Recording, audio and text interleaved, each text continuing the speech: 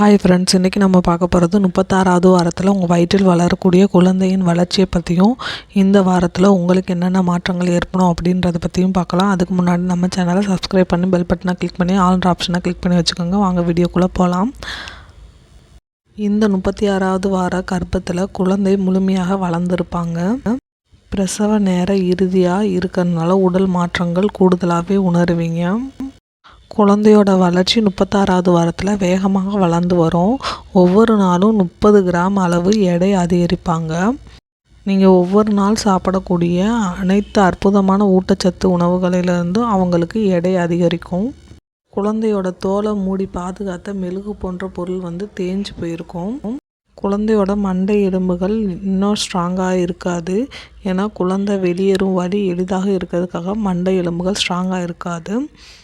இதனால் குழந்தை பிறந்த பின்னாடி அவங்களோட தலையின் வடிவம் நீண்டு இருந்தாலும் சில நாட்களில் வட்ட வடிவமாக மாறிடும். உங்களோட குழந்தை 1.5 அடி வரைக்கும் வளர்ந்துருப்பாங்க. இதனால் வாரங்கள் செல்ல செல்ல கர்ப்பப்பையில் இடம் இருக்காது. அதனால் அசைவுகள் அதிகமாக இருக்காது. இருந்தாலும் அசைவுகளை நீங்கள் உணருவீங்க, லைட்டாக இருக்கும். உங்கள் குழந்தையோட எடை 2.7 கிலோ வரைக்கும் இருப்பாங்க. குழந்தையோட எடை அதிகரிக்கிறதுனால குழந்தையோட தோலில் சுருக்கங்கள் இழக்கிறது. குழந்தை இந்த டைமில் தலையிலக்காக மாறி நகருவாங்க இடுப்பெலும்புக்குள்ளே. சில குழந்தைகள் திரும்ப முடியாமல் இருக்கலாம். இதை ப்ரீச் பொசிஷன் சொல்லுவாங்க. இந்த மாதிரி குழந்தைகள் சில குழந்தைகள் சிவப்பிரசவமாகலாம். சில குழந்தைகள் அந்த டைமில் திரும்பாமலே இருக்கிறதுனால நமக்கு அறுவை சிகிச்சைக்கு பரிந்துரைக்கப்படுகிறாங்க. இனி வர்ற வாரங்களில் குழந்தை வளர இடம் இருக்காத காரணத்தினால வயிற்றில் சிக்கல் ஏற்படலாம். இந்த 36வது வாரத்தில் உங்களோட வெயிட்டு 11லேருந்து 16 கிலோ வரைக்கும் அதிகரிக்கும்.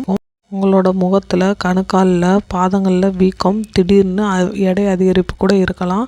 அப்படிலாம் இருந்துச்சுன்னா டாக்டர்கிட்ட கன்சல்ட் பண்ணணும்.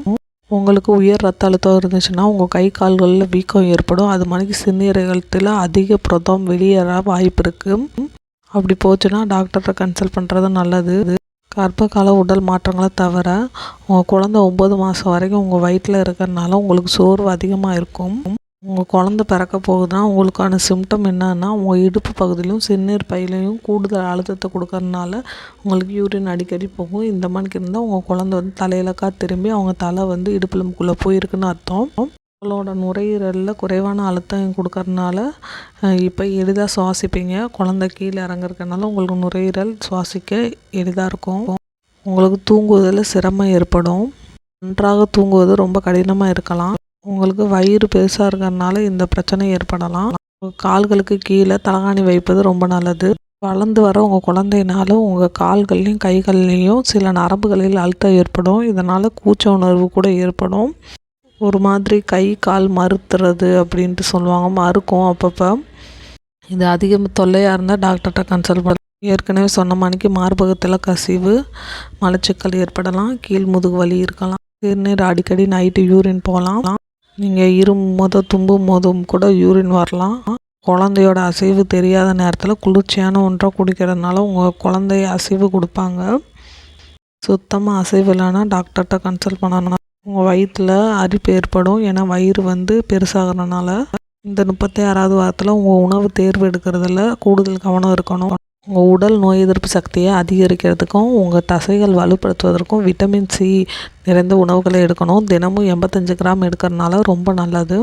சிட்ரஸ் பழம், ஸ்ட்ராபெரி, ப்ரக்கோலி, தக்காளி இதிலெல்லாம் இருக்குது. உங்களுக்கு பிடிச்ச உணவுகளை சாப்பிட்றது ரொம்ப கஷ்டமாக இருக்கும்.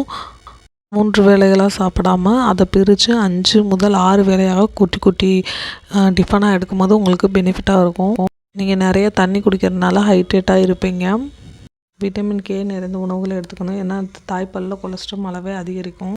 உங்கள் குழந்தையோட எலும்பையும் வலுப்படுத்தும். உங்களுக்கு ஏதாவது காயங்கள் ஏற்பட்டாலும் அதையும் குணப்படுத்தும். ஹெல்த்தியாக சாப்பிட்டு நல்ல வாக்கிங் போங்க. இப்படி பண்ணும்போது உங்களுக்கு சுவப்பிரசவமாகும். இந்த வீடியோ உங்களுக்கு பிடிச்சிருந்தால் லைக் பண்ணி ஷேர் பண்ணி சப்ஸ்கிரைப் பண்ணிடுங்க. Bye friends.